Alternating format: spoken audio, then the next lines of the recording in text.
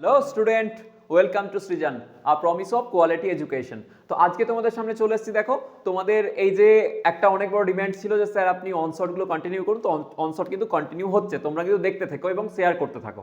আজকে যে আমরা পড়বো যে চ্যাপ্টারটা, সেই চ্যাপ্টারটা হচ্ছে তোমাদের আলোক তরঙ্গ ও ব্যতিচার। বেসিক্যালি এখানে আমাদের একটা মানে ছেলে মেয়েদের একটা সেগমেন্টের একটা ছেলে মেয়েদের খুব ভয় থাকে যে স্যার এগুলোকে একটু বুঝতে বা ভিজুয়ালাইজ করতে অসুবিধা হয়। অ্যাকচুয়ালি ফিজিক্স দেখো খুবই ইজি জায়গা, যদি আমরা জায়গাটাকে ভিজুয়ালাইজ করে নিই বা আমরা ফিল করে নিই যে হ্যাঁ আমার এই যে সাপোজ ধরো লাইটটা জ্বলছে কেন, বা আজকে তুমি আমাকে ক্যামেরার মধ্যে দেখতে পাচ্ছ বা ফোনের মধ্যে দেখতে পাচ্ছ, এই কেনর উত্তরটা কিন্তু ফিজিক্স দিয়ে দেয়। এবং সবচেয়ে বেশি ফিল করা সাবজেক্ট যদি কি হয় সেটা হচ্ছে বায়োলজি। হ্যাঁ, হিউম্যান রিপ্রোডাকশন বাদে এই চ্যাপ্টারটা ফিজিক্সটা কিন্তু ভাই এই লেভেলেরই একটা সবচেয়ে তোমাদের মানে 11-এর পরীক্ষা দেওয়ার পরেই 12-এ যখন বই পাও তখন মনে হয় বায়োলজির প্রথম চ্যাপ্টারটাই তোমরা পড়ে ফেলো, নো ডাউট। তো মানে human reproduction by the way, যেটা আমি বলছিলাম, তো সেটার মতনই ফিজিক্স কিন্তু একটা খুব ইন্টারেস্টিং জায়গা, যেখানে গিয়ে আমরা যদি ফিল করে নিই সাবজেক্টটাকে তাহলে কিন্তু কাজ হয়ে যায়, তাহলে প্রত্যেকটা কনসেপ্ট ক্লিয়ার হয়ে যায়, প্রত্যেকটা কি বলবো যে তোমার নিউমেরিক্যালস হয়ে যায় যদি কনসেপ্টগুলো ঠিকঠাক থাকে। ওকে, তো চলো আমরা এই যে কনসেপচুয়ালি আজকে সাবজেক্টটাকে তছনছ করে পড়বো, একদম মানে ঝিঙ্কু করে পড়বো, ঝিঙ্কু। তো ব্যাপারটা হচ্ছে এরকম যে আমাদের তরঙ্গ দিয়ে কথা বলি, চলো শুরু করা যাক একেবারে। আমাদের এই যে তোমরা বলেছিলে ব্যতিচারের পোর্শনটা বা ইন্টারফারেন্স যেটাকে বলা হয়, এখানে আমরা যেগুলো পড়বো সেগুলো হচ্ছে তরঙ্গ মুখ, তারপরে আমরা পড়বো হাইজেন্সের প্রিন্সিপাল, তারপরে আমরা পড়বো যে তোমাদের ইয়াংসের ডাবল স্লিট এক্সপেরিমেন্ট, আর এখানে ওটা একটা জায়গা আছে, আর একটা পোর্শন হচ্ছে সেটা হচ্ছে তোমার প্রতিসরণ আর প্রতিফলনের সূত্রের প্রমাণ তরঙ্গ মুখের সাহায্যে, যেটা পরীক্ষার জন্য ধরে রাখো এবার কোয়েশ্চেনে আসছে। লাস্ট 2019-এ এসেছিল কোয়েশ্চেনটা, তারপরে আর আসেনি। এইবারে কোয়েশ্চেনটা আসবে, মানে আসার চান্স 90%। তোমরা কিন্তু লিখে রাখো, আমি প্রমাণ করাচ্ছি, ভালো করে করে নাও, বিশেষ কিচ্ছু না, প্রমাণ কিচ্ছু নাই, প্রমাণে জাস্ট কয়েকটা লাইন লিখতে হবে, অ্যান্সার শেষ। ওকে, তো চলো শুরু করা যাক আজকের পড়াশোনা। তো আজকে আমরা পড়বো স্যার ওয়েভ অপটিক্স। তো প্রথম কথা হচ্ছে আমি একটু মানে বেসিক থেকে আলোচনা শুরু করি, তোমাদের অপটিক্স যখন পড়াতে শুরু করলাম। তো এটা হচ্ছে অপটিক্স, হয়েছে, এটা হচ্ছে অপটিক্স। তো এই যে অপটিক্স শুরু করছি আমরা আজকে। অপটিক্স মানে হচ্ছে পদার্থবিজ্ঞানের এমন একটা শাখা, যদি আমি একটু বেসিক্স থেকে যাই তাহলে ধরো আমি খুব একদম পাতি বেসিক্স থেকে যাচ্ছি। তো এই যে ফিজিক্স, আমরা যদি একটা শব্দ বলি স্যার ফিজিক্স, এই ফিজিক্স শব্দটা না উৎপত্তি লাভ করে একটা গ্রিক ওয়ার্ড থেকে, সেই গ্রিক ওয়ার্ডটার নাম হচ্ছে ফুসিস। এই ফুসিসকে আমরা এইভাবেও লিখি FUSIS অর PHUSIS, এই দুটোভাবে লেখা যায়, ঠিক আছে, ফুসিস। আর এই ফুসিস শব্দের অর্থ যদি আমরা গ্রিকে দেখি সেটা হয় নেচার। কি হয়? নেচার। তাহলে স্যার ফিজিক্সের সঙ্গে নেচারের সম্পর্ক কি? তো প্রকৃতিতে যে সমস্ত ঘটনাগুলি ঘটে সেই সমস্ত ঘটনাগুলির সায়েন্টিফিক লজিক্যাল যে এক্সপেরিমেন্টাল আমরা এক্সপ্লেনেশন দিই, সেই সাবজেক্টটার নাম হয় ফিজিক্স।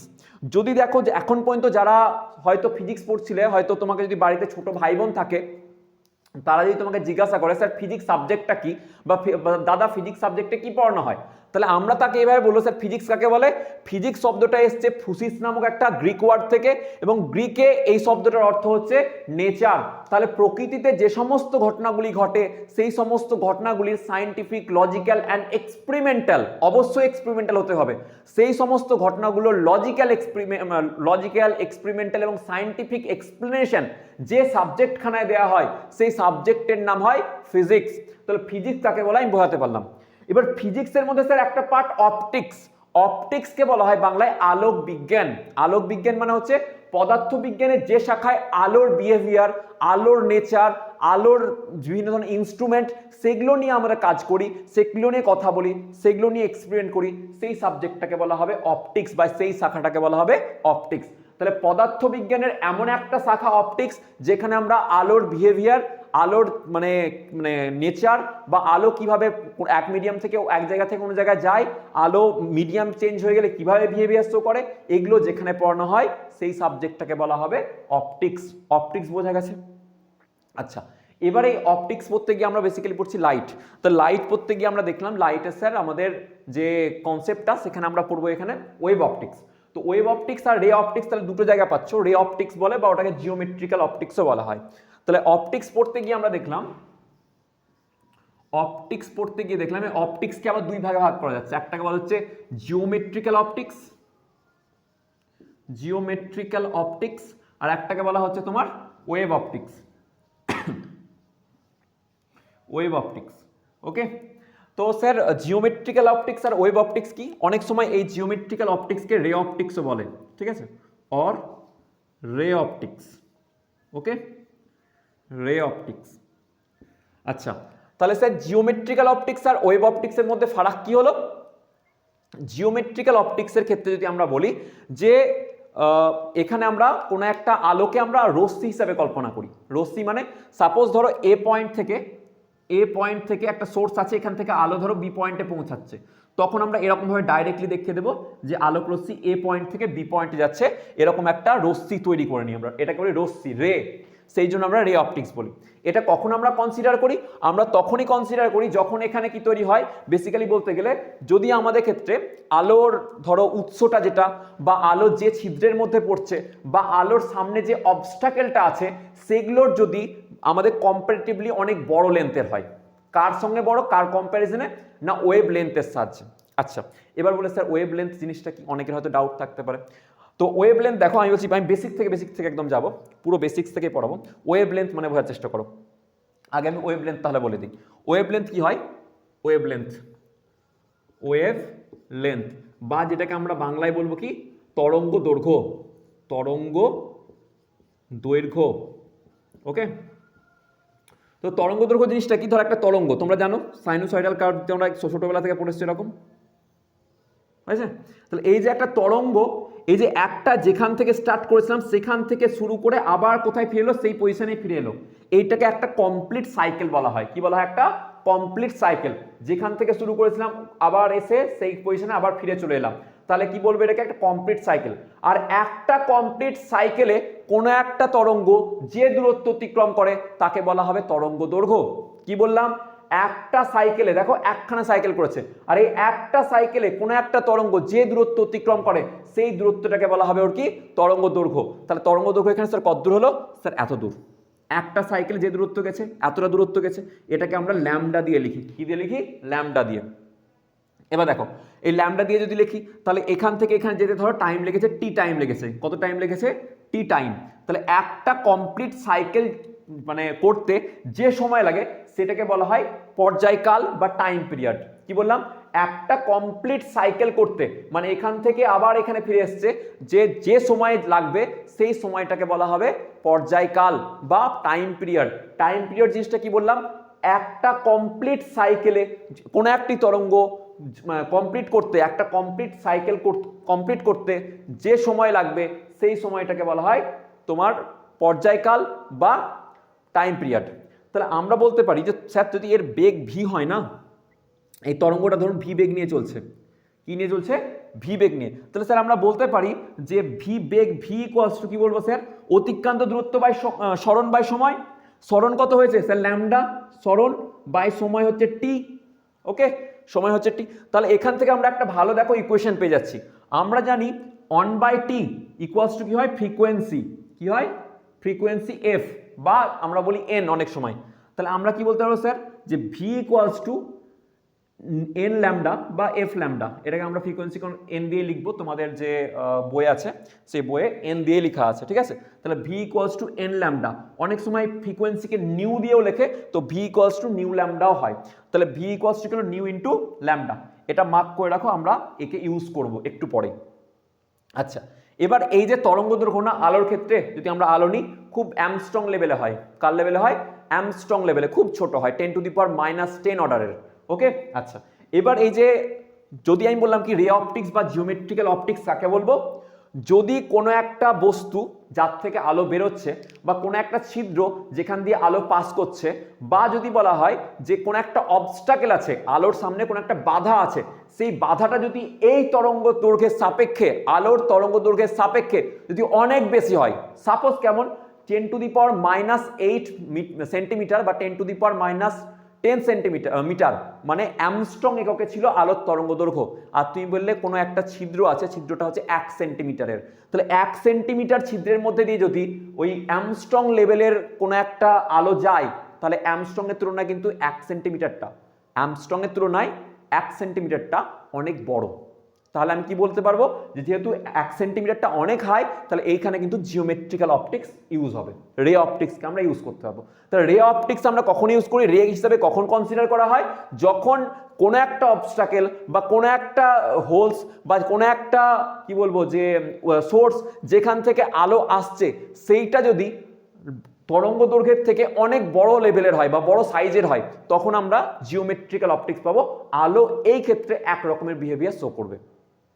যদি কি হয়ে যায়, তরঙ্গটা যে আলোটা আসছে সেই আলোর তরঙ্গ দৈর্ঘ্যটা ল্যামডার মানটা আর যে ছিদ্রের মধ্যে দিয়ে আলো পাস করছে বা যে অবস্টাকেলের মধ্যে আলো যাচ্ছে বা যে সোর্স থেকে আলো আসছে, সেটা যদি পয়েন্টটা বা সেই সোর্সটা যদি কি হয়ে যায় তরঙ্গ দৈর্ঘ্যের কাছাকাছি হয়ে যায়, তখন আলো আবার অন্য রকম ভাবে বিহেভ করে। কি বললাম, আলো কিরকম ভাবে বিহেভ করবে, আলাদা রকম ভাবে বিহেভ করবে। তখন সেইটাকে এক্সপ্লেন করার জন্য, তখন সেই সমস্ত ঘটনাগুলোকে এক্সপ্লেন করার জন্য আমরা ওয়েভ অপটিক্সের সহায়তা নেব। বুঝতে পারলাম? তাহলে ওয়েভ অপটিক্সের ক্ষেত্রে যদি আমি বলি কোনো একটা অবস্টাকেল মানে বাঁধা, যেটাকে বাংলায় বলি, বা সাপোজ ধরো সোর্স, ঠিক আছে, লাইটের সোর্স অবভিয়াসলি, বা সাপোজ কি বললাম যে কোনো হোলস, এগুলো যদি কি হয়, এগুলো অলমোস্ট ইকুয়াল টু মানে ল্যামডার সঙ্গে যদি সমান হয়, অলমোস্ট ল্যামডার সঙ্গে সমান হয়, ল্যামডা কার ল্যামডা, অবশ্যই আলোর ল্যামডা, সেক্ষেত্রে আমরা ওয়েভ অপটিক্স অ্যাপ্লাই করব। কেন? কারণ তখন আলো কিন্তু লাইট আলাদাভাবে বিহেভ করে। কারণ আমরা জানি আলটিমেটলি আলো একটা ইলেকট্রোম্যাগনেটিক ওয়েভ, তড়িৎ চুম্বকীয় তরঙ্গ। তো আলো যদি তড়িৎ চুম্বকীয় তরঙ্গ হয়ে থাকে, তাহলে আমরা কি বলবো, স্যার আলো কিন্তু এরকম পথে যায় না। আলো কিরকম পথে যায়, আলো কিরকম পথে যায়, স্যার আলো এরকম পথে যাবে। এইভাবে স্যার কি থাকে, ইলেকট্রিক ফিল্ড, আর এইভাবে স্যার ম্যাগনেটিক ফিল্ড। তাহলে আলো কিন্তু এইভাবে ছুটছে, আলো কখনো এইভাবে ছোটে না। কিন্তু আলোকে আমরা এইভাবে ছোটাচ্ছি স্যার, তাহলে কেন জিওমেট্রিক্যাল কেন অপটিক্স ইউজ করছি? কারণ স্যার আলোকে আমরা অ্যাজ এ এরকম রে ইউজ করে নিতে পারি যদি অবস্টাকেল বা সোর্স বা হোলসটা যদি বড় হয়। ওকে, তখন আমরা কি করব, জিওমেট্রিক্যাল অপটিক্সকে ইউজ করতে পারবো। আর এটা ইউজ করা অনেক ইজি, সেই জন্য আমরা যে আমাদের ক্ষেত্রে যন্ত্রপাতি যেগুলো আলোকীয় যন্ত্রপাতি যেগুলো ইউজ করি, সেগুলো আমরা এখানে ইউজ করি জিওমেট্রিক্যাল অপটিক্সের মধ্যে। তাহলে স্যার এখানে কি কি পড়তে হয়, তোমাদের এখানে যে চ্যাপ্টারগুলো আছে সেই চ্যাপ্টারগুলোর নাম আছে, দেখবে রিফ্লেকশন, প্রতিফলন, রিফ্লেকশন এর আন্ডারে পড়তে হবে, রিফ্র্যাকশন পড়তে হবে এর আন্ডারে, প্রতিসরণ পড়তে হবে, ঠিক আছে। তারপরে তোমরা এখানে লেন্স পড়বে এর আন্ডারে, ঠিক আছে। তারপরে তোমরা এখানে পড়বে ওটার নাম কি হচ্ছে, অলরেডি পড়িয়েছি অপটিক্যাল ইনস্ট্রুমেন্টেশন, অপটিক্যাল ইনস্ট্রুমেন্টেশন, ঠিক আছে। এগুলোকে তোমাকে পড়তে হবে কার আন্ডারে, জিওমেট্রিক্যাল অপটিক্সের আন্ডারে। ওয়েভ অপটিক্স কার আন্ডারে পড়তে হবে, ওয়েভ অপটিক্স আন্ডারে কি কি পড়বো স্যার, একটা হচ্ছে ব্যতিচার, অপবর্তন, সমাবর্তন, একটা হচ্ছে তোমার ইন্টারফারেন্স, ইন্টারফারেন্স যেটাকে কি বলা হয় ব্যতিচার, একটা পড়বো ডাইফ্র্যাকশন, ডাইফ্র্যাকশন যেটাকে আমরা বলো তোমার বাংলায় বলে অপবর্তন, আর আরেকটা কি আছে পোলারাইজেশন, সমবর্তন যেটাকে বলে পোলারাইজেশন। ওকে, এই তিনটে চ্যাপ্টার কার আন্ডারে পড়তে হবে, ওয়েভ অপটিক্সের মধ্যে পড়তে হবে। আশা করি বোঝা গেছে। এবার দেখো এই ওয়েভটা এখানে এই জায়গাগুলো তো লিখে রাখো, হ্যাঁ। V equals two N lambda, যেখানে এনটা হচ্ছে ফ্রিকোয়েন্সি, ল্যামডা হচ্ছে তরঙ্গ দৈর্ঘ্য, ভি হচ্ছে আলোর বেগ। ওকে, আচ্ছা, এই ওয়েভ অপটিক্সকে আমরা আরেকটু ভাবে চর্চা করব, ঠিক আছে। তো চর্চার জন্য আমি একটু জায়গা মিটিয়ে নিচ্ছি, চলো। তোমরা একটু আমি একটু সাইড করে গেলাম, তোমরা পজ করে নাও স্ক্রিনটাকে, দিয়ে লিখতে থাকো, ঠিক আছে। তো আমি এবার মিটিয়ে দেবো কিন্তু, তাহলে তোমরা পজ করে নাও, দিয়ে লিখে নাও, আমি মিটিয়ে দিলাম।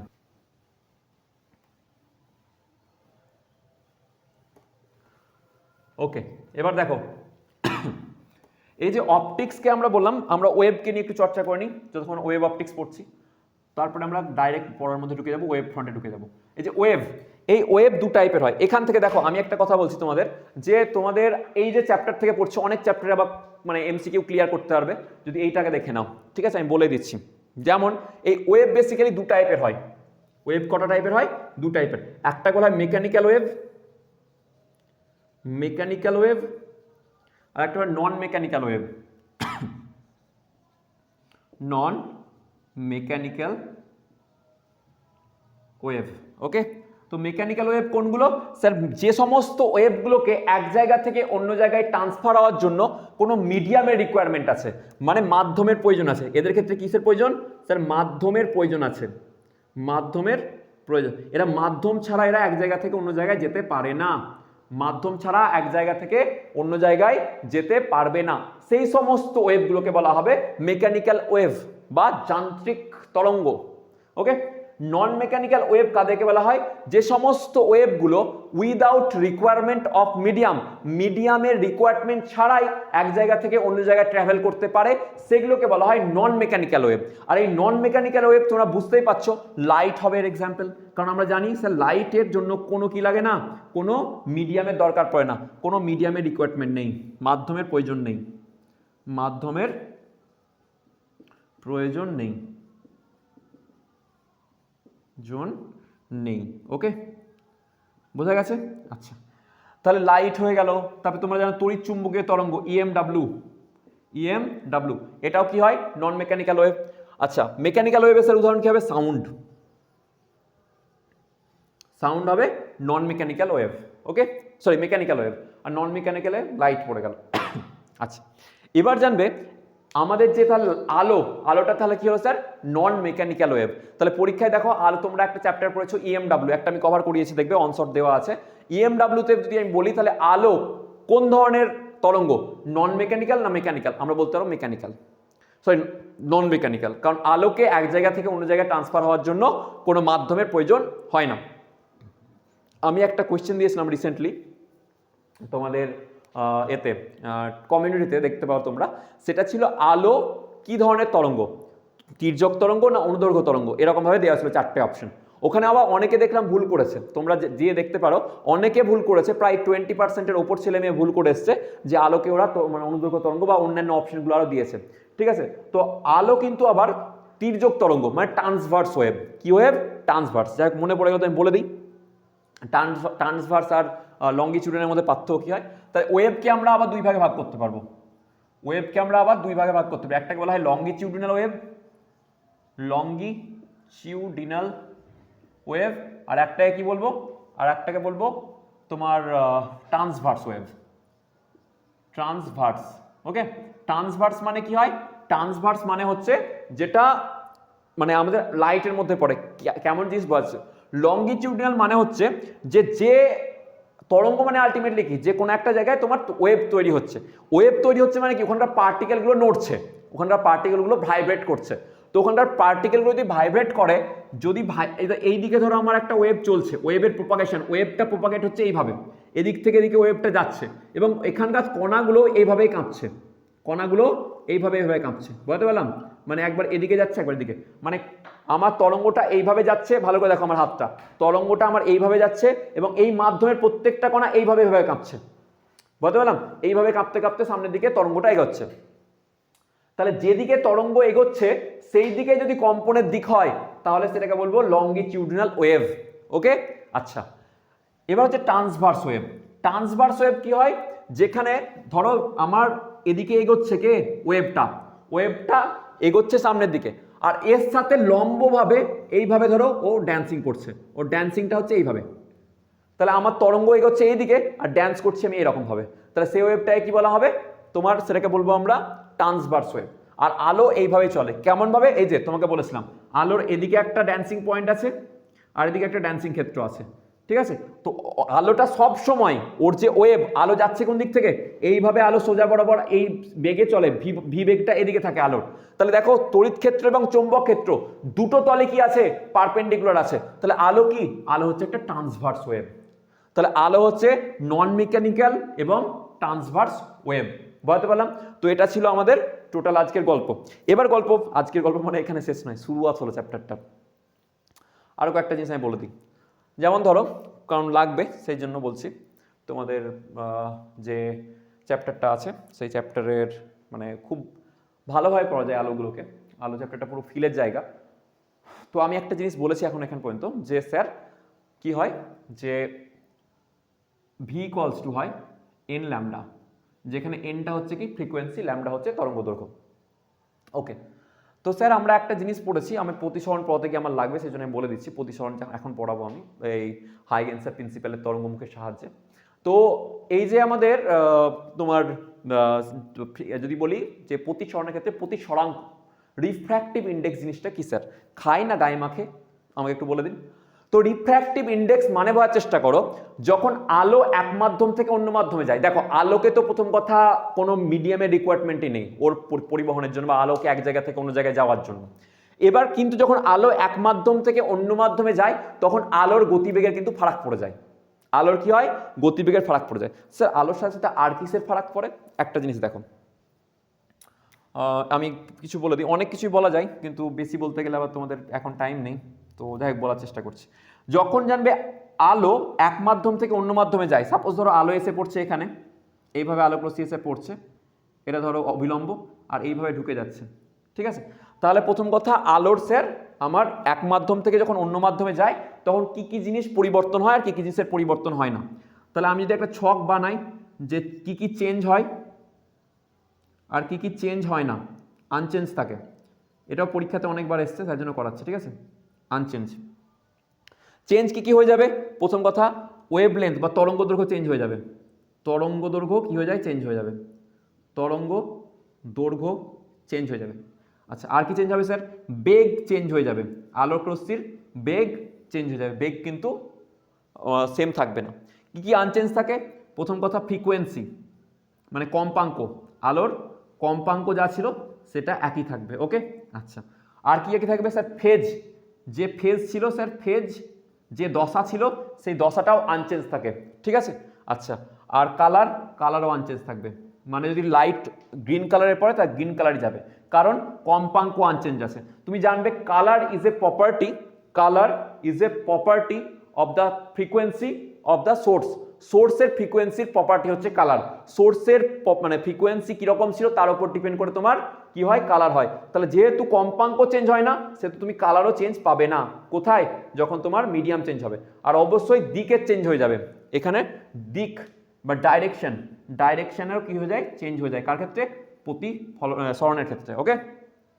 এবার দেখো তাহলে আমি কি বলছি স্যার? রিফ্র্যাক্টিভ ইন্ডেক্স বা প্রতিসরাঙ্ক, প্রতিসরাঙ্ক জিনিসটা স্যার কি? প্রতিসরাঙ্কটা হচ্ছে আলো যখন এক মাধ্যম থেকে অন্য মাধ্যমে যায়, কি বললাম? আলো যখন এক মাধ্যম থেকে অন্য মাধ্যমে যায় বেগের চেঞ্জ হয়ে যায়, বেগ কিছুটা কমে যায়। তো এই যে বেগ কমে যাচ্ছে বা বেড়ে যাচ্ছে, দেখো যদি লঘু মাধ্যম থেকে ঘন মাধ্যম যায়, ঘন মাধ্যম থেকে লঘু মাধ্যম, তোমরা জানো রেয়ার মিডিয়াম ডেন্সার মিডিয়াম, যেটা আমি বলার চেষ্টা করছি, বোঝার চেষ্টা করছি, বলো বোঝো যে আলোক রশ্মি যখন এক মাধ্যম থেকে অন্য মাধ্যমে যায় তখন আলোক রশ্মির বেগের পরিবর্তন হয়ে যায়। এই যে বেগের পরিবর্তন কি ফ্যাক্টরে হয়, কত ফ্যাক্টরে কমে যায় বা বেড়ে যায়, মানে কত অনুপাতে কমে যায় বা বেড়ে যায়, সেইটাকে কি বলা হবে? সেইটাকে বলা হবে প্রতিসরাঙ্ক। তাহলে প্রতিসরাঙ্ক মানে কি বললাম স্যার? প্রতিসরাঙ্ককে আমরা মিউ দিয়ে লিখি, আর এই মিউ মানে কি হচ্ছে স্যার? যে আলো শূন্য মাধ্যমে যা ছিল ওর বেগ, আলো শূন্য মাধ্যমে বা যা বেগ ছিল আর সেটা যদি আমার কোনো একটা মাধ্যমে প্রবেশ করে তাহলে বেগটা কত ফ্যাক্টরে কমে যায়। ধরো এখানে ভি হয়ে গেছে এখন বেগ, অন্য মাধ্যমে বেগ হয়ে গেছে ভি আর আগের মাধ্যমে বেগ ছিল সি, তাহলে C by V equals to হবে, দেখো এই ফ্যাক্টরে কমে যাচ্ছে, তাহলে ভি ইকুয়ালস টু আমি কি বলতে পারি sir? C by mu, C by mu, তাহলে V equals to C by mu, অর্থাৎ সি কে যদি এই মিউ দিয়ে ভাগ করো তাহলে ওই মাধ্যমের বেগ ভি পাবে। অর্থাৎ এখানে আমরা যে ভিটা পেলাম, এই ভিটা হচ্ছে এই যে মিউটা পেলাম, মিউটা আমাকে কি ইন্ডিকেট করে? মিউটা আমাকে এটা ইন্ডিকেট করে যে আলো যদি শূন্য মাধ্যমে থাকতো তাহলে এত গুণ কমে গেছে ওই মাধ্যমে ঢুকে। তাহলে এই যে ফ্যাক্টর, যে ফ্যাক্টরে আলোর গতিবেগ কমে যায় সেই ফ্যাক্টরটাকে বলা হবে কি? মিউ বা প্রতিসরাঙ্ক। তাহলে আমি বলতে পারি স্যার একটা মাধ্যমে যদি এটাকে ধরো তুমি যদি বলো সিটা তো আমরা কনস্ট্যান্ট জানা আছে, তাহলে আমি বলতে পারবো স্যার ভি1 বাই ভি2 ইকুয়ালস টু কি হবে?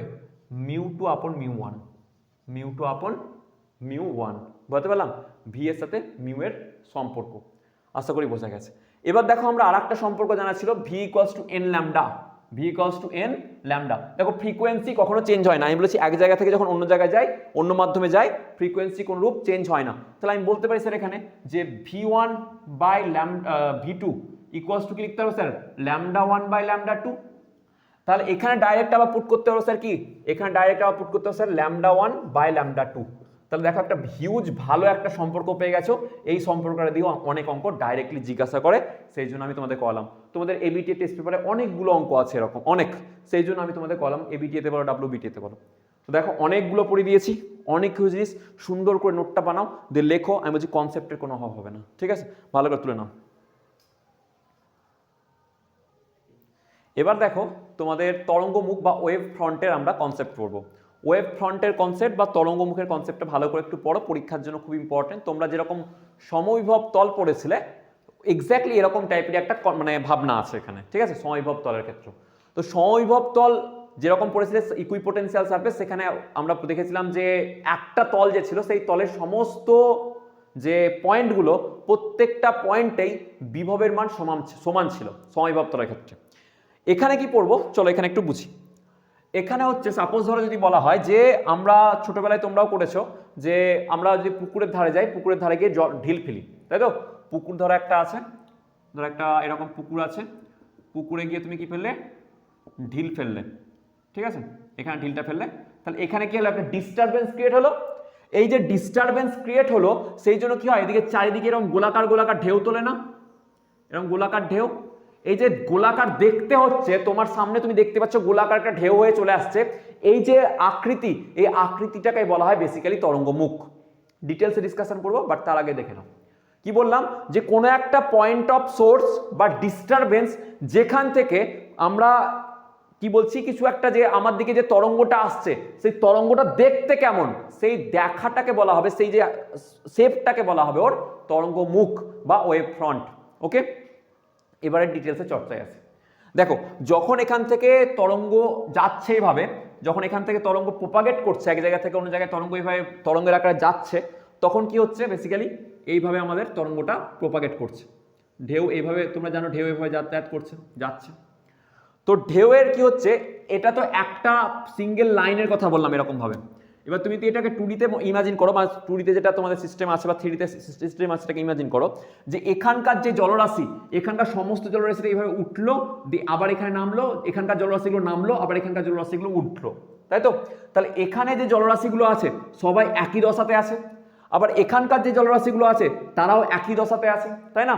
তাহলে এখানকার যে সমস্ত জলরাশিগুলো আছে সেই জলরাশিগুলো সমদশায় আছে, আবার এখানকার যে জলরাশিগুলো আছে সেই দশাটা এখানকার আর এখানকার একই রকম আছে, তাই না? তাহলে এবার আমাকে বলছে কি, এরকম ভাবে যদি প্রত্যেকটা পয়েন্ট নাও, প্রত্যেকটা পয়েন্টে কি আছে? সমদশায় আছে। এবার দেখো এই যে ডটেরটা আমি আঁকলাম, ডট ডট করে আমি দিলাম, এই ডট দিয়ে আমি কি বোঝালাম, যে ডটের ওপর এই যে সার্কেলটা, এই সার্কেলের ওপর যতগুলো বিন্দু আছে সবাই একই দশাতে আছে। কিরকম একই দশাতে আছে? যে এরা হয় এরকম ভাবে উঠছে, না হয় এরকম ভাবে ডুবছে। ওকে, তাহলে যখন একটা তরঙ্গ যে দৈর্ঘ্যটা তরঙ্গটা আমরা পাই, তরঙ্গমুখ আমরা কিভাবে পাবো? তরঙ্গমুখ বললাম যে কোনো একটা তরঙ্গকে আমরা আসতে যেভাবে দেখতে পাই, কোনো একটা তরঙ্গকে দেখতে পাই যেভাবে যে আসছে, সেই শেপটাকে আমরা তরঙ্গমুখের শেপ বলি। তরঙ্গমুখ তাহলে কি হলো জিনিসটা, যে আমাদের যে তরঙ্গটা আছে সেই তরঙ্গের যে সমদশা সম্পন্ন বিন্দুগুলো আছে সেগুলোকে আমরা যদি যুক্ত করি, সমদশা সম্পন্ন মানে এর 3D সিস্টেম ইমাজিন করো, যে এখান থেকে কি হচ্ছে, ডিস্টারবেন্স ক্রিয়েট করছে, জলের মধ্যে পাথর ফেলেছো এবং তার চারিদিকে এইভাবে উঠানামা করতে করতে জলটা যাচ্ছে, এইভাবে জলটা যাচ্ছে। যদি এইভাবে জলটা যায় তাহলে এইখানে যখন আছে এই মুহূর্তে, তাহলে এই পয়েন্টের সমস্ত চারিদিক থেকে গোলাকার হয়ে আছে, তার সমস্ত পয়েন্টগুলোর কি আমরা যদি দেখি চারিদিক থেকে আছে একটা গোলাকার পাত পাবো যদি এই পয়েন্টগুলোকে যোগ করি। এই পয়েন্টগুলোকে বলা হয় চূড়া বা ইংলিশে বলা হয় ক্রাস্ট, আর এটাকে বলা হয় টাফ। কি বলা হয়? টাফ বা পাদদেশ, এটাকে বলা হয় ক্রাস্ট বা চূড়া। এই চূড়াগুলোকে ওই বিন্দুতে এই যে চারিদিক, এর চারিদিকে এইভাবে ভাবো যে একটা চূড়াগুলোকে সমস্তকে যোগ করলে, এখানে ধরো ডিস্টারবেন্স এখানে ক্রিয়েট করা হয়েছে, তো এরকম ভাবে চারিদিকে যদি তুমি চূড়াগুলোকে কানেক্ট করো তাহলে একটা গোলাকার পাত পাবে। ওকে, তখন সেটাকে বলা হবে সার্কুলার ওয়েভ ফ্রন্ট। বুঝতে পারলাম? তাহলে ওয়েভ ফ্রন্ট জিনিসটা কি হলো, কোনো তরঙ্গ যখন সৃষ্টি হয়েছে, ডিস্টারবেন্স কোনো সোর্স থেকে ক্রিয়েট হয়েছে, সেই সোর্সের ডিস্টারবেন্সের একই দশায় অবস্থিত সকল বিন্দুগুলোকে যদি আমরা কোনো তলের সাহায্যে কল্পনা করি, সেই যে শেপটা আমরা পাবো সেই শেপটাকে বলা হবে তরঙ্গমুখ বা তরঙ্গের মুখের আকৃতি। বুঝতে পারলাম? শিওর বোঝা গেছে আশা করি। এবার দেখো এই যে একই দশা সম্পন্ন এখানে ছিল, এবার এখানে দেখো এগুলো নিচে নেমে গেছে না, এবার নিচের গুলোকে আবার কানেক্ট করতে পারি, তাহলে আমরা কি পাবো? সাপোজ ধরো এই যে এটা একটা উঁচুতে ছিল, ধরো এটাও আর এটা উঁচুতে ছিল, এই দুটো পয়েন্ট, তাহলে এই দুটো হয়ে গেল, এই দুটোর মাঝে কি ছিল? এই পয়েন্টটা, তাহলে এই পয়েন্টটাকে আমরা ডটেড করে দেখিয়ে দেবো, এই পয়েন্টটাকে আমরা ডটেড করে দেখাবো, যেটা নিচে নেমে আছে এটাও একটা তরঙ্গমুখ। বুঝতে পারলাম? আচ্ছা, এবার দেখো যে তরঙ্গমুখের এবার কত হয়, তরঙ্গমুখ জেনারেলি 3 টাইপের হয়। তরঙ্গমুখ থেকে ভালো কোয়েশ্চেন জিজ্ঞাসা করেছে, অনেকবার জিজ্ঞাসা, তরঙ্গমুখ বলতে কি বোঝো, তরঙ্গমুখ ক টাইপের হয়। তো তরঙ্গমুখ জেনারেলি 3 টাইপের হয়। কটা টাইপের হয়? 3 টাইপের। তোমরা যেমন পড়েছিলে সমবিভব তল ক টাইপের হয়, 3 টাইপের হয়, সেরকমই তরঙ্গমুখও 3 টাইপের হয়। কি কি? একটাকে বলা হবে গোলকাকার বা স্ফেরিক্যাল, স্ফেরিক্যাল বা বাংলায় বলে গোলকাকার তরঙ্গমুখ। গোলাকার কখন? যখন কোনো একটা পয়েন্ট সোর্স থাকবে। কি হয়? Point source. আর সেই পয়েন্ট সোর্সের চারিদিক যদি 3D কল্পনা করো, তাহলে 3Dতে যে কোনো একটা গোলক তুমি কল্পনা করো, সেই গোলকের সমস্ত বিন্দুগুলো একই দশায় থাকবে, আর তখন গোলাকার কি পাবো আমরা, মানে তরঙ্গমুখ দেখতে পাবো। ওকে, এরকম গোলাকার, এটাকে সার্কুলার ভেবো না, 3Dতে ইমাজিন করো। ওকে, আচ্ছা। সেকেন্ড হয় সিলিন্ড্রিক্যাল বা চোঙাকৃতি তরঙ্গমুখ। কি বলা হয়? চোঙাকৃতি বা সিলিন্ড্রিক্যাল। তোমরা একটু বাংলাতে লিখো, যারা বাংলা মিডিয়ামের আছে অবশ্যই। চোঙাকৃতি তরঙ্গমুখ, চোঙাকৃতি বা সিলিন্ড্রিক্যাল বলে, সিলিন্ড্রিক্যাল। ওকে, তো চোঙাকৃতি তরঙ্গমুখ কখন হবে? যখন সাপোজ ধরো কোনো সোর্স আছে তারের মতো, এরকম লিনিয়ার সোর্স, এরকম ধরো লিনিয়ার সোর্স আছে যেখানে প্রত্যেকটা বিন্দুতে আমরা কি বলতে পারবো, যে একটা সেকেন্ডারি আমরা হাইজেন্স প্রিন্সিপালে পড়বো। তো এখানে কি হবে, এর চারিদিকে তুমি যদি দেখো, এর চারিদিকে স্যার প্রত্যেকটা বিন্দুকে এইভাবে জুড়ে দিলে, একই দশা সম্পন্ন বিন্দুগুলোকে যদি জুড়ে দাও, তাহলে পাবে যে একটা তরঙ্গমুখ। এবং এটাকে যদি কল্পনা করো 3Dতে এরকম ভাবে, স্যার প্রত্যেকটা এইভাবে চলবে এবং এরকম ভাবে একটা কি পাবে, স্যার চোঙাকৃতি শেপ পাবে। তাহলে এটা কি হলো, চোঙাকৃতি তরঙ্গমুখ। ছবিগুলোও আঁকতে দেয় পরীক্ষায়। আর একটা কি আছে স্যার, প্লেনার বা সমতল আকৃতি, সমতল তরঙ্গমুখ বা প্লেনার। এটা কখন হয়? এটা বেসিক্যালি তোমার স্ফেরিক্যাল তরঙ্গমুখেরই একটা পার্ট বলতে গেলে। যখন কোনো একটা স্ফেরিক্যাল তরঙ্গমুখ অসীম দূরত্ব থেকে আসছে, অসীম থেকে, তাহলে অসীম থেকে যখন একটা অসীমের কোনো একটা উৎস আছে, সেই অসীমে থাকা উৎসটা থেকে যখন তরঙ্গ আসছে, তখন কি হচ্ছে, ওটা একটা অসীম বৃত্তের বলতে পারি বা অসীম গোলক বলবো। আর সেই অসীম যদি গোলক হয়, অসীম গোলকের যে কোনো একটা ছোট্ট জায়গা যদি দেখি, সাপোজ ধরো বিশাল বড় একটা গোলক আছে, সেই গোলকের এইটুকু জায়গা যদি দেখি, তাহলে অলমোস্ট আমায় কি মনে হবে, প্লেন মনে হবে না, একটা প্লেনার মনে হবে না? তো এটা প্লেনার মনে হয়।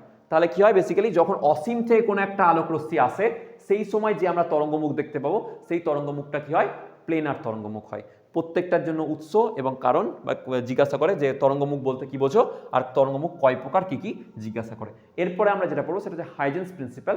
হাইলি ইম্পর্টেন্ট, পরীক্ষার জন্য VVI ইম্পর্টেন্ট, পরীক্ষার জন্য করে যেও। তোমাদের ছায়ার বইয়ে যেটা আছে সেটা একটু লেখাটা ডিফিকাল্ট। তোমরা যাদের কাছে মহাদেব দাস খানের বই আছে, মহাদেব দাস খানের বইতে 4টে পয়েন্ট দেওয়া আছে, সেই 4টে পয়েন্ট ভালো করে লিখে নিও, মুখস্থ করে নিও, পরীক্ষার জন্য আসার মতো একটা জায়গা। আমি এবারে পড়াবো, এবার তোমরা এটাকে পজ করে লিখে নাও।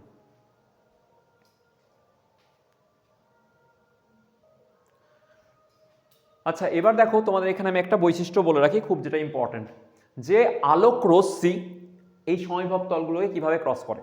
জানবে তোমরা একটা পড়েছিলে, আমি এর আগের দিন আমি এমসিকিউ এর যে সিরিজটা, এমসিকিউ তো না, ওটাকে বলছে তোমাদের 100 নিউমেরিক্যালসের সিরিজে আমি সমবিভব তল থেকে কোয়েশ্চেন করেছিলাম, সেখানে আমি এক্সপ্লেন করেছিলাম। তো সেখানে আমি বলেছিলাম যে বলরেখাগুলো, যে ইলেকট্রিক ফিল্ড লাইন্সগুলো আমরা পাই, সেই বলরেখাগুলো আমাদের সমবিভব তলকে লম্বভাবে ছেদ করে। সিমিলারলি এখানে যে এই যে পয়েন্ট সোর্স যদি এটা হয়, তাহলে এখান থেকে আলোক রশ্মি এইভাবে বেরোবে, আলোক রশ্মি যদি আমরা কনসিডার করি, তাহলে এইভাবে বেরোবে, ঠিক আছে? তাহলে আলোক রশ্মিগুলো দেখো প্রত্যেকটা পয়েন্টে আমাদের এই যে তোমার তরঙ্গমুখ, সেই তরঙ্গমুখকে কি করবে, লম্বভাবে ছেদ করবে। তা কি বুঝলাম, যে একটা পয়েন্ট সোর্স বা সোর্স থেকে যখন আলোক রশ্মি বার হয়, সেই আলোক রশ্মি কি করে, সেই আলোক রশ্মি আমাদের তরঙ্গমুখকে লম্বভাবে ছেদ করে। ওকে, এটা কিন্তু একটা ইম্পর্টেন্ট ক্রাইটেরিয়া, কার জন্য, মানে তোমার তরঙ্গমুখের জন্য। ওকে, তাহলে তরঙ্গমুখ ধরো সাপোজ ধরো অসীম থেকে আসছে, তাহলে আমরা কি পাবো, অসীম থেকে আসা তরঙ্গমুখগুলো প্লেনার পাই, তাহলে প্লেনার পাবো এরকম দেখতে, ধরো এইভাবে আছে প্লেনটা, সাপোজ ধরো এরকম একটা প্লেনার পেলে। এবার এই প্লেনের তাহলে কি সঙ্গে কি আছে, আলোক রশ্মি পারপেন্ডিকুলার ভাবে যাবে, তাহলে লম্বভাবে এইভাবে আলোক রশ্মি পাস করবে। তাহলে আলোক রশ্মির ডায়াগ্রাম এরকম হবে। তাহলে আমার যে প্লেনার সমবিভব তল বলছি, তরঙ্গমুখের ডায়াগ্রামটা এরকম দেখতে হবে। ওকে, তাহলে এটাকে তোমরা লিখে নাও একটুখানি।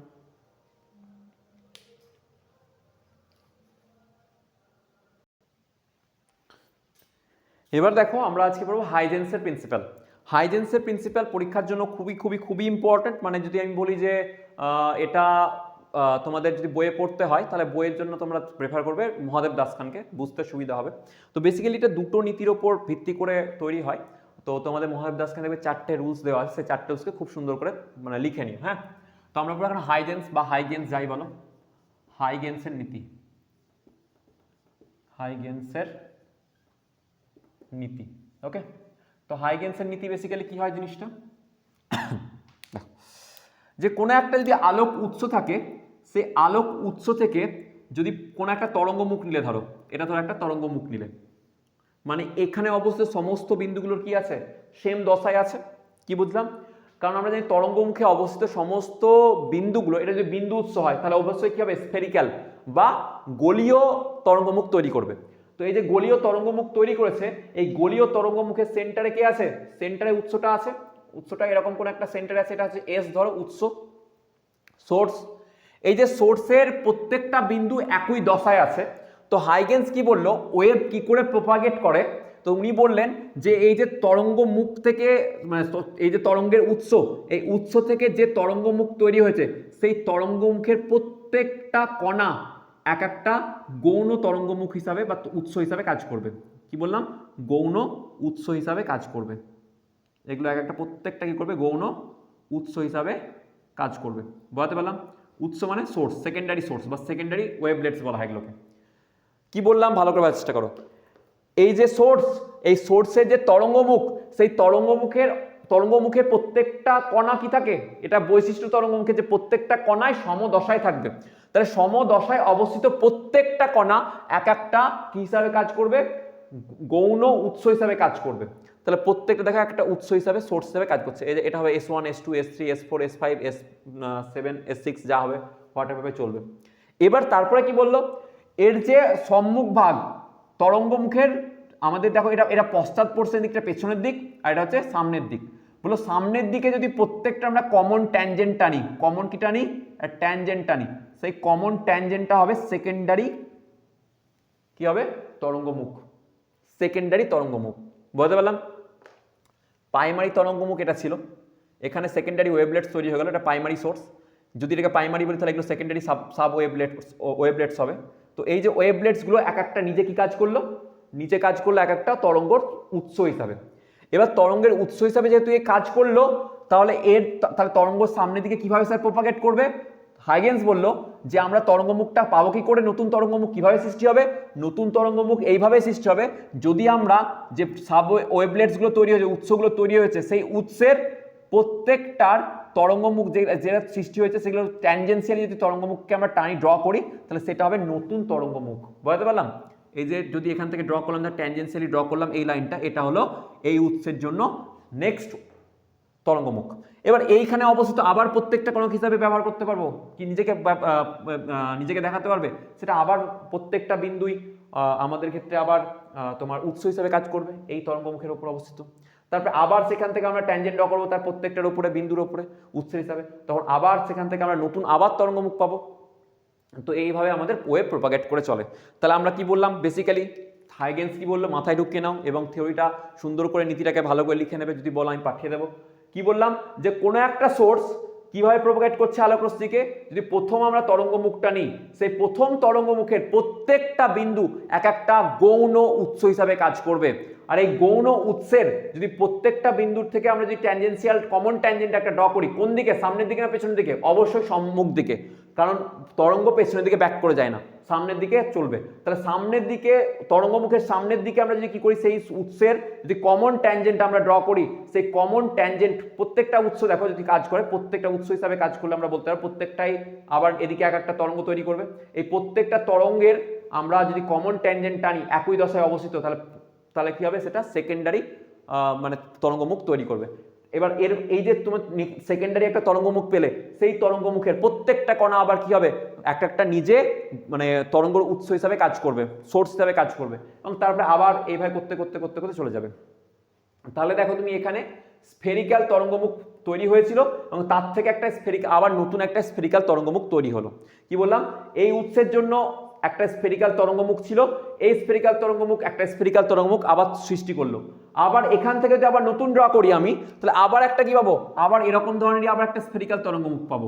অর্থাৎ এই কোনো একটা উৎস যদি কি হয়, কোনো একটা উৎস যদি যে টাইপেরই তরঙ্গমুখ তৈরি করে সেটা বরাবর কন্টিনিউ করে যায়। মানে সাপোজ এই তরঙ্গমুখটা কখনো সিলিন্ড্রিক্যাল তরঙ্গমুখ দিতে পারবে না, মানে দিতে পারবে যদি আমরা কোনো প্রসেস করি তারপরে, কিন্তু মানে সাপোজ ধরো এ প্রতিফলন প্রতিসরণ হচ্ছে, প্রতিফলন প্রতিসরণের ফলে তরঙ্গমুখ চেঞ্জ হয়ে গেল আকৃতি, এটা কিন্তু কোনোদিন হয় না। তরঙ্গমুখ জেনে রাখবে একটা জিনিস কথা বলি, তরঙ্গমুখ কে চেঞ্জ করতে হলে ওর সামনে কোনো অবস্ট্রাকল রাখতে হবে, কিরকম ধরনের, যেমন লেন্স, যেমন ধরো কনভার্জেন্ট ডাইভার্জেন্ট লেন্স, বা সাপোজ ধরো convergent mirror, divergent mirror, prism, এই সমস্ত জিনিসগুলোর মধ্যে যখন আলোকরশ্মি প্রতিষ্ঠিত হয় সেই সময় কিন্তু তরঙ্গমুখের চেঞ্জ হয় বা পরিবর্তন হতে পারে। কিন্তু যেমন ধর কনভার্জেন্ট তরঙ্গমুখ ছিল, সেখান থেকে ডাইভার্জেন্ট তরঙ্গমুখ আমরা তৈরি করতে পারি। কিন্তু তোমরা একটা মাথায় রাখো যে সাপোজ ধরো কোনো একটা সোর্স তার নিজের ছিল তরঙ্গমুখ গোলাকার এবং এক সময় দেখা গেল হঠাৎ করেই স্ফেরিক্যাল হয়ে গেল, সিলিন্ড্রিক্যাল হয়ে গেল, এরকম কিন্তু হতে পারে না। তো এটাকেও মাথায় রেখো। তো হাইগেন্সের প্রিন্সিপাল এটাই, এর থেকে বেশি কিচ্ছু নেই, একদম পাতি একটা জিনিস, সেটাকে ভালো করে মাথায় ঢুকিয়ে নাও। এখান থেকে বেস করে আমাদেরকে প্রতিফলন আর প্রতিসরণ পড়তে হয়, যেটা আমি এখন এবার পড়াবো। ওকে, তো এটাকে সুন্দর করে তুলে নাও, লিখে নেবে। হ্যাঁ, দেখো তোমাদের যেগুলো বললাম সেগুলোকে আমি লিখেও দিয়েছি, যে সমসত্ব মাধ্যমের যে কোনো উৎস থেকে আলো বা অন্য যে কোনো তরঙ্গ হোক না কেন সমবেগে সকল অভিমুখে ছড়িয়ে পড়ে। এই যে আলোক উৎস থেকে বা যে কোনো তরঙ্গ উৎস হোক না কেন চারিদিকে তরঙ্গটা সমানভাবে ছড়িয়ে পড়বে এবং সমবেগে ছড়াবে। যে কোনো মুহূর্তের মাধ্যমের সমদশা সম্পন্ন কণাগুলি একই দশায় থাকা কণাগুলি গোলকের তলে অবস্থান করে, ওই তলটিকে বলা হবে তরঙ্গমুখ। এই যে তরঙ্গমুখ সৃষ্টি করেছে। থার্ড নাম্বার, তরঙ্গমুখের প্রতিটি বিন্দু এক একটি করে উৎসের মতো কাজ করে, প্রত্যেকটা একটা আলাদা উৎসের মতো কাজ করবে। এদেরকে গৌণ উৎস বলা হয়। এদের কি বলা হবে? গৌণ উৎস বা সেকেন্ডারি ওয়েভলেটস বলা হবে। গৌণ উৎস থেকে এক গৌণ তরঙ্গর সৃষ্টি করে।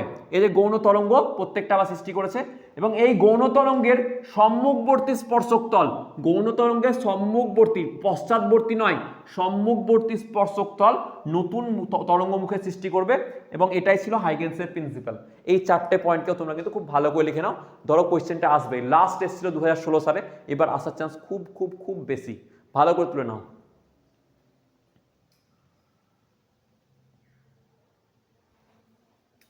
দেখো এবার হাইগেন্সের প্রিন্সিপালের সাহায্যে আমরা প্রতিফলন সূত্রটা প্রমাণ করব। ঠিক আছে, চলো প্রতিফলন সূত্রটা দেখে নিই। আমরা প্রতিফলনের সূত্র কি জানি? যে স্যার আমরা ধরে নিয়েছিলাম সেখানে রে অপটিক্সের ক্ষেত্রে যে প্রতিফলনের ক্ষেত্রে আপতন কোণ এবং প্রতিফলন কোণ অভিলম্বের সাথে একই হয়। অভিলম্বের সঙ্গে উৎপন্ন যে আপতন কোণ, ইনসিডেন্ট অ্যাঙ্গেল আর রিফ্লেক্টেড অ্যাঙ্গেল, দুটোর মান সমান হয়। অর্থাৎ আই ইকুয়ালস টু আমরা আর প্রমাণ করেছিলাম, বা প্রমাণ তখন করিনি, ওখানে আমরা ধরে নিয়েছিলাম সূত্র হিসাবে। এখন এখানে প্রমাণ করব। চলো কার সাহায্যে? এই যে হাইগেন্সের প্রিন্সিপালের সাহায্যে। ধরো এটা হচ্ছে তোমার প্রতিফলক তল, প্রতিফলক এটা তল একটা, ঠিক আছে। আচ্ছা, এবার দেখো এই প্রতিফলক তলে ধরো অসীম থেকে কোনো আলোকরশ্মি এসে পড়ছে। এবার অসীম থেকে যদি আলোকরশ্মি আসে তাহলে অবশ্যই ওয়েভ ফ্রন্ট কিরকম হবে? ওয়েভ ফ্রন্টটা হবে তোমার প্লেনার ওয়েভ ফ্রন্ট। তাহলে প্লেনার ওয়েভ ফ্রন্ট যদি হয় তাহলে আমি এইভাবে দেখাতে পারবো, এরকমভাবে প্লেন হয়ে চলে আসছে। তাহলে এইভাবে প্লেনার ওয়েভ ফ্রন্ট আসছে। ওকে, এইভাবে প্লেনার ওয়েভ ফ্রন্ট চলে আসছে পরস্পরের সঙ্গে সমান্তরাল। এবার এসে দেখো এখানে এসে কিন্তু টক্কর মেরে দেবে, তাই না? বড় করে আঁকলাম একটুখানি। আচ্ছা, এইভাবে এসে দেখো এই পয়েন্টে, ধরো এ পয়েন্টে এসে ওয়েভ ফ্রন্ট কি হলো? টক্কর মারলো। তো ওয়েভ ফ্রন্ট আমরা এইভাবে এসছে, তরঙ্গ মুখ এইভাবে এসছে, এইভাবে এসে প্রত্যেকটা আমরা জানি ওয়েভ ফ্রন্টের প্রত্যেকটা বিন্দু এক একটা উৎস হিসাবে কাজ করে। কি বললাম? ওয়েভ ফ্রন্টের প্রত্যেকটা বিন্দু তরঙ্গমুখের, এই যেটা একটা তরঙ্গমুখ, আর তরঙ্গমুখটা এখানে এসে টক্কর মেরেছে, আচ্ছা মানে আপতিত হয়েছে। তো এই যে তরঙ্গমুখের প্রত্যেকটা বিন্দু একটা নতুন উৎস হিসাবে কাজ করবে, আমরা হাইগেন্সের নীতি অনুসারে বলতে পারি। তো আমরা এখানে একটা পয়েন্ট এ নিলাম আর এখানে একটা পয়েন্ট বি নিলাম। এবার দেখো বি পয়েন্টটা এখনো টক্কর মারেনি, তাহলে বি পয়েন্টটা এখনো কিন্তু সামনের দিকে সেকেন্ডারি ওয়েভলেটস করে সামনের দিকেও কিন্তু এগোতেই থাকবে, সামনের দিকেও এগোতেই থাকবে, কোথাও এরকম জায়গায় গিয়েও টক্কর মারবে। বুঝতে পারলাম? কোথাও এরকম জায়গায় ও কি করবে? টক্কর মারবে। একটুখানি এটাকে মুছে দিই। ওকে, তাহলে কোথাও এখানে গিয়ে টক্কর মারলো। এবার এখান থেকে কোথায় গেল? এইভাবেও গেল। তাহলে এবার জানো তরঙ্গমুখ যেটা এটা ক্রিয়েট করেছে, তরঙ্গমুখের সাথে আমরা জানি আলোক রশ্মি কি হয়ে থাকে? পারপেন্ডিকুলারলি। তাহলে ও যদি পারপেন্ডিকুলার আমি কি টানি প্রত্যেকটা মুখের সাথে, একটা যদি এ টানি, আমি লম্ব লাইন টেনে দিই, সেই লাইনটাই হবে রে ডায়াগ্রামের রে, মানে এটা কি বলবো, রে মানে হচ্ছে রশ্মি। তাহলে এটা হচ্ছে ধরো বি ড্যাশ পয়েন্ট। তাহলে এটা কি ছিল, শূন্য মাধ্যম। ধরো শূন্য মাধ্যমে আলো এখন এখানকার বিন্দুটা কোথায় হলো, এখান থেকে সুন্দর করে এখানে চলে গেল, এবার গিয়ে এখানে টক্কর মেরেছে। ওকে, আচ্ছা, এই পয়েন্টটা কিন্তু টক্কর আগেই মেরেছিল, অনেক আগে মেরেছে। তাহলে এখান থেকেও কি হবে, এও একটা আলোক উৎস হিসাবে কাজ করবে, তরঙ্গ সেকেন্ডারি উৎস হিসাবে এভাবে কাজ করতে করতে যাবে, তাই না? ছবিটা একটুখানি মনে পাজেল হয়ে যাচ্ছে, কিন্তু ভালো করে বোঝার চেষ্টা করবে। ওকে, তাহলে এখান থেকে এরকম পাচ্ছ।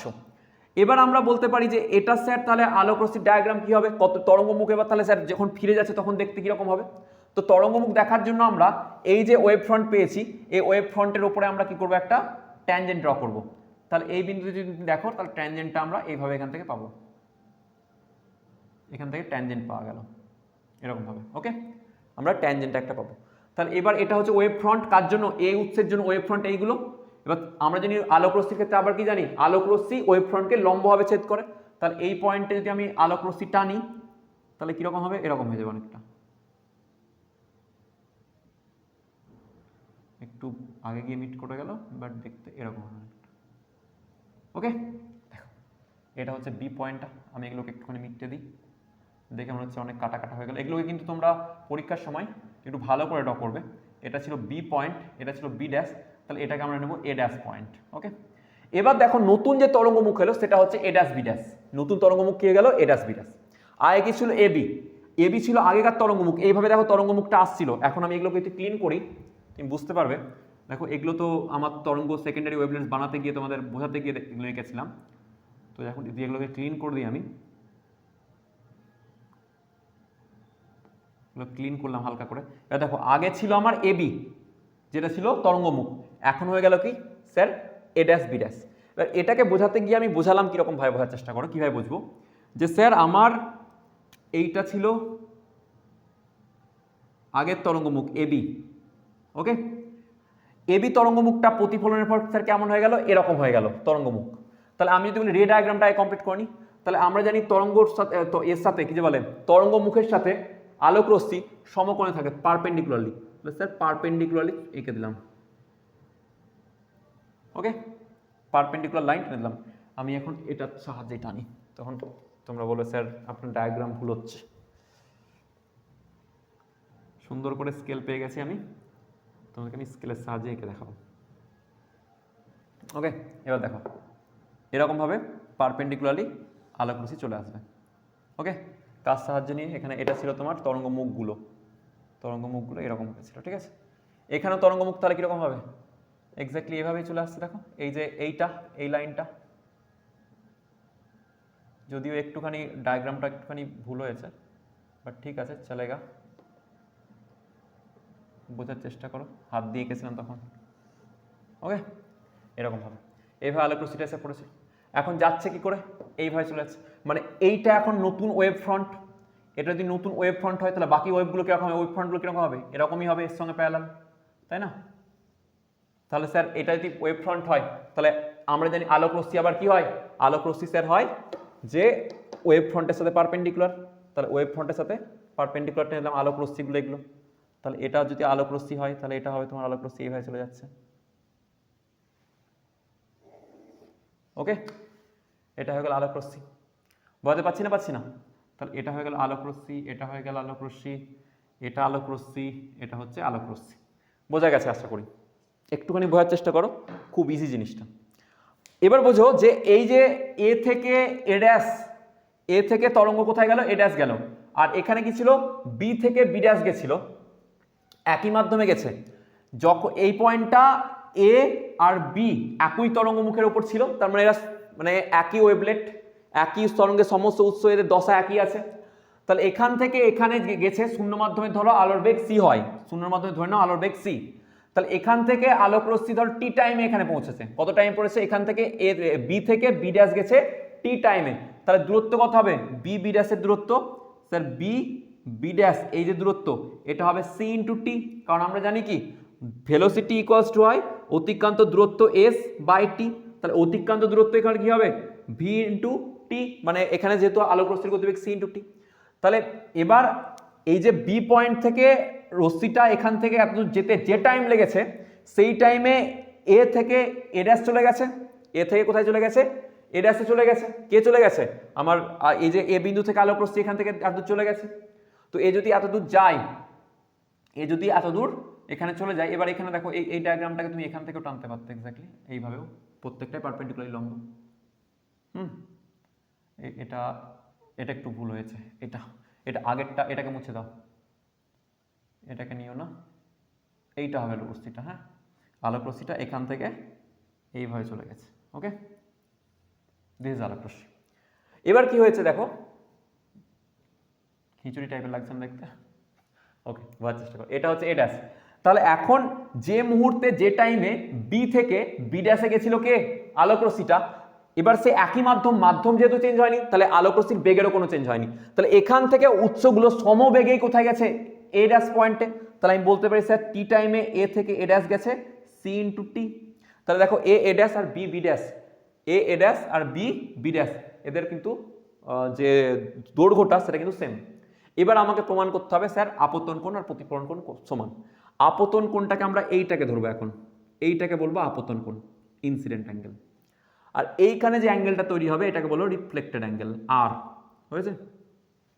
তাহলে স্যার আগে তো এরকম পড়িনি, আর এই কোণটা আর ওই কোণটা একই হবে দেখবে। তাহলে স্যার এখানে এটা আলোক রশ্মি, এর সঙ্গে এই কোণটা আই হওয়া উচিত, এই কোণটা আই হবে। কেন? কারণ দেখো এটা হচ্ছে আই অ্যাঙ্গেল ইনসিডেন্ট, আর এটা হচ্ছে তরঙ্গমুখ আসার সময় ছিল। তরঙ্গমুখ আর আলোক রশ্মি 90 ডিগ্রি কোণ উৎপন্ন করে, ভালো করে দেখো। এটা হচ্ছে তরঙ্গমুখ, তরঙ্গমুখের সঙ্গে কোণ উৎপন্ন করেছে আই। তরঙ্গমুখ আর আলোক রশ্মি একে অপরের সঙ্গে 90 ডিগ্রি কোণ উৎপন্ন করে, এটা হচ্ছে 90। এটা যদি 90 হয় তাহলে এটা পুরোটা 90 ছিল, তাহলে এটা হচ্ছে 90 মাইনাস আই। তাহলে এই কোণটা কত হবে? এই কোণটা 90 হবে, ঠিক আছে, সরি আই হবে। সিমিলারলি এখানেও আর তাই। ওকে, এবার আমাকে প্রমাণ করতে হবে স্যার আই ইকুয়ালস টু আর। এটা প্রমাণ করার জন্য আমরা কি করব, এটার জন্য আমরা সিমিলারিটি একটু দেখবো, মানে সদৃশ বলবো, যে দুটো ত্রিভুজ পাচ্ছ, একটা ত্রিভুজ পাচ্ছ ত্রিভুজ এ, এটা হচ্ছে এ ড্যাশ বি ড্যাশ, এ ড্যাশ বি ড্যাশ। ওকে, আর একটা পাচ্ছ এ বি বি ড্যাশ, ও ত্রিভুজ এ বি বি ড্যাশ। এই দুখানা তোমরা কি পাচ্ছ, ত্রিভুজ পাচ্ছ। এই যে দুখানা ত্রিভুজ পেয়েছো, এই দুখানা ত্রিভুজকে যদি আমরা প্রমাণ করে দিই এরা হচ্ছে সদৃশ, তাহলে আমরা বলে দিতে পারবো যে স্যার আই ইকুয়ালস টু আর। কারণ সদৃশ কোণ ত্রিভুজের ক্ষেত্রে অ্যাঙ্গেলগুলো কি হবে, সমান হয়। আচ্ছা, সদৃশ ত্রিভুজের ক্ষেত্রে তাহলে এখানে আমরা দেখছি সদৃশ ত্রিভুজ প্রমাণ করতে গিয়ে দেখো একটা এ আর বি ড্যাশ, এটা হচ্ছে কমন বাহু। তাহলে আমি বলতে পারি স্যার এ আর বি ড্যাশ হচ্ছে সাধারণ বাহু। তাহলে একটা পয়েন্ট প্রমাণ হলো সাধারণ বাহু, তিনটে প্রমাণ লাগবে আমাদের, হয়েছে। আচ্ছা, আর একটা জানা আছে স্যার যে এ ড্যাশ বি ড্যাশ, এই যে ত্রিভুজের এ ড্যাশ বাহু, এ ড্যাশ বাহু এর যা দৈর্ঘ্য এক্স্যাক্টলি এ বি বি ড্যাশ, এই ত্রিভুজের বাহু হচ্ছে বি বি ড্যাশ, এই দুটো কিন্তু সমান। কেন? এই যে কারণ শূন্য মাধ্যমে এ এখান থেকে যতটা এখানে যত দূরে পৌঁছাবে ততটা সময় একই সময়ে এ এতটা এখানে পৌঁছাবে, কারণ একই মাধ্যমে গেছে, মাধ্যমে কোনো বেগের চেঞ্জ হয়নি, তাই জন্য একই সময়ে তারা একই দূরত্ব অতিক্রম করবে, কারণ তাদের বেগও সমান ছিল। ওকে, তাই জন্য এই দুটো সমান হলো। আচ্ছা স্যার আর কি, আর একটা বলতে পারি স্যার তরঙ্গমুখের সাথে রশ্মি 90 ডিগ্রি কোণ উৎপন্ন করে। তাহলে এটা আবার কি, তরঙ্গ, এটা হচ্ছে রশ্মি আর এটা হচ্ছে তরঙ্গমুখ, তা তরঙ্গমুখের সাথে স্যার রশ্মি 90 ডিগ্রি কোণ উৎপন্ন করে। তাহলে আমি বলতে পারি এখানে যে angle A dash B dash equals to angle A B B dash সমান। দেখো তিনটে আমরা প্রমাণ করে দিতে পারলাম। তো তিনটে প্রমাণ করে দিলে এখন তাহলে আমরা বলতে পারি কি, এই ত্রিভুজ দুটো কি হচ্ছে সদৃশ্য, আর সদৃশ্য প্রমাণ হয়ে যাওয়া মানে কি, আমি এখান থেকে বলতে পারবো স্যার তবে যে angle I equals to angle R, অর্থাৎ আপতন কোণ এক্স্যাক্টলি কার সঙ্গে সমান, প্রতিফলন কোণের সঙ্গে সমান হয়। তাহলে এটাই হচ্ছে তোমার এই হাইগেন্সের নীতির সাহায্যে প্রতিফলন সূত্রের প্রমাণ। হ্যাঁ, এবার এটাকে লিখতে হবে, আঁকতে হবে তরঙ্গমুখটাকে। এবার যদি আরেকটু জিনিস বুঝতে চাও যে স্যার এখানে এইভাবে তো তরঙ্গমুখগুলো এইভাবে আসছিল, দেখো এইভাবে তরঙ্গমুখগুলো আসছিল, এইভাবে আসছিল, এখানে স্যার ধাক্কা লেগে তরঙ্গমুখগুলো এরকম হয়ে গেল কি করে, দেখো তরঙ্গমুখগুলো এটা হচ্ছে ধরো বি পয়েন্ট, ভালো করে বোঝার চেষ্টা করো, এটা তোমার ছিল আমি এখানে একে দেখাই, এটা ছিল তোমার বি পয়েন্ট আর এটা ছিল এ পয়েন্ট, তাই না? তাহলে এ পয়েন্ট ধাক্কা খেয়ে এখন কোন দিকে ছুটতে শুরু করলো? ওপরের দিকে, কিন্তু বি পয়েন্ট কিন্তু সামনের দিকে এগোলো, তরঙ্গমুখগুলো বি পয়েন্টে কিন্তু সামনের দিকে গিয়েছে। তাহলে বি পয়েন্টের তরঙ্গমুখ সামনের দিকে গিয়েছে আর এ পয়েন্টের তরঙ্গমুখ ওপর দিকে গিয়েছে, ওপর দিকে গিয়েছে, ওপর দিকে গিয়েছে। দেখো এবার চলে গেল, এরকম হয়ে গেল। বুঝতে পারলাম? তা দিস ইজ দ্য জিনিস, মানে জিনিসটা এরকম হলো। এবার দেখো আমি আরো বোঝাচ্ছি, এরকম ছিল, এখানে এ এসে ধাক্কা মারলো আর এখানে বি ছিল, বি সামনের দিকে গেছে, সামনের দিকে গেছে, সামনের দিকে এসেছে, যতক্ষণ তো বাধা পায়নি। আর এ বাধা পেয়ে গেছে, তো এ ওপর দিকে উঠতে শুরু করলো, তো ওপর দিকে উঠতে শুরু করলো, তাহলে এ ওপর দিকে উঠতে শুরু করলো আর বি নিচের দিকে যাচ্ছিল যাচ্ছিল যাচ্ছিল যাচ্ছিল। এক্স্যাক্টলি দেখো হয়েছে, তরঙ্গমুখটা এখন এরকম হলো। তাহলে আমরা দুভাবে বুঝে ফিল সহ করতে পারলাম, তাই তো? তাহলে এটা ছিল তোমাদের পুরো এটা প্রমাণটা। আর যদি বলা হয় যে আর একটা প্রমাণ ছিল তোমাদের যে আপতিত রশ্মি, প্রতিফলিত রশ্মি এবং অভিলম্ব একই সমতলে থাকে, তো অবশ্যই একই সমতলে আছে। যদি আপতিত রশ্মিকে আমরা টানি এইভাবে আমরা টানতে পারবো, দেখো একদম এর সাথে কি যে বলে এটাকে তরঙ্গমুখের সাথে লম্বভাবে টানলাম, আবার এদিকেও তরঙ্গমুখের সাথে লম্বভাবে ছেড়ে দিলাম, তাই না? তাহলে তরঙ্গমুখের সাথে লম্ব যদি হয় তাহলে অবশ্যই একই তলে আছে, এবং অবশ্যই এর উপর যদি অভিলম্ব নেওয়া হয় তাহলে অভিলম্বটাও একই তলে থাকবে। এটাকে লিখে দিতে হবে, তাহলে প্রমাণ হয়ে যাবে তোমার এই যে প্রতিফলনের সূত্র। তো আজকে ভিডিওটা এখান পর্যন্তই, আমি বেশি বড় করলাম না ভিডিওটাকে। নেক্সট ভিডিওটাতে আমরা বাকি পোর্শনটা কমপ্লিট করে দেবো। প্রতিসরণ থাকলো একটা, প্রতিসরণের প্রমাণ, আর একটা তোমার থাকলো যে ইয়ংসের ডাবল স্লিট এক্সপেরিমেন্ট, সেটা বাকি থাকলো, সেই দুটোকে আমরা করিয়ে দেবো, তাহলে এই চ্যাপ্টার কমপ্লিট হয়ে যাবে। ওকে, তো চলো আজকের মতো এখানেই। তোমাদের ভালো লাগলে ভিডিওটাতে লাইক, কমেন্ট, শেয়ার, সাবস্ক্রাইব করে দিও। আর হোপফুলি তোমাদের ভিডিওটা বুঝতে সুবিধা হয়েছে। নোটসগুলো পারলে আমি আপলোড করে দিচ্ছি। ওকে, চলো tata, bye bye, thank you very much.